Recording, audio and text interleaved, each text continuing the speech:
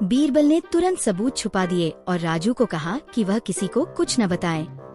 बीरबल ने उस नौजवान पर नजर रखी। दिन में वह सामान्य लगता था, लेकिन रात होते ही वह चुपके से गांव के पुराने तालाब की ओर जाता था। एक रात बीरबल ने उसका पीछा किया।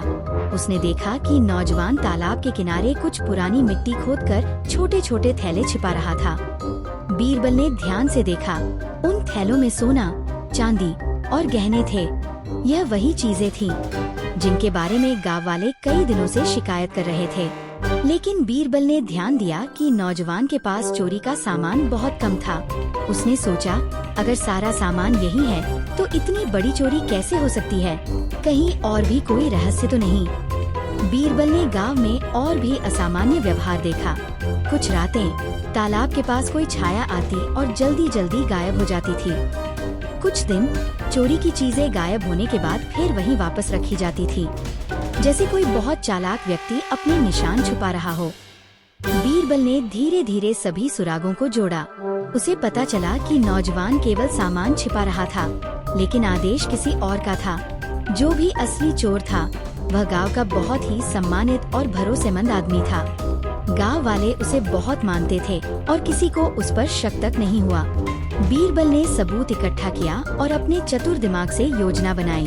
अगली रात उसने राजू के साथ तालाब के पास चुपके से निगरानी रखी। धीरे धीरे उसने देखा कि उसी समय गांव का एक बहुत ही सम्मानित और भरोसेमंद व्यक्ति वहां आया। वह सावधानी से कदम रखता है, चारों ओर देखता है और फिर थैलों को चुपके से हिलाता है। बीरबल ने अगली सुबह गांव वालों को बुलाया और सबके सामने कहा, आज इस रहस्य से पर्दा उठेगा। सब हैरान थे। बीरबल ने तालाब के पास की मिट्टी खुदवानी शुरू की। थोड़ी देर में मिट्टी के अंदर से थैले, सिक्के और गहने निकलने लगे और जब पैरों के निशान दिखाए गए, वह व्यक्ति हैरान रह गया। बीरबल ने धीरे धीरे रहस्य बताते हुए कहा, इस चोरी का मास्टर कोई और नहीं, गांव का पंडित रामचंद्र, जिसे सब लोग बहुत मानते हैं। सभी हैरान रह गए। वही पंडित जिसे गांव के लोग बहुत मानते थे, असल में चोरी का मास्टर था। नौजवान सिर्फ उसके कहने पर सामान छिपा रहा था। रात सामने आने पर दोनों ने शर्म से सिर झुका लिया।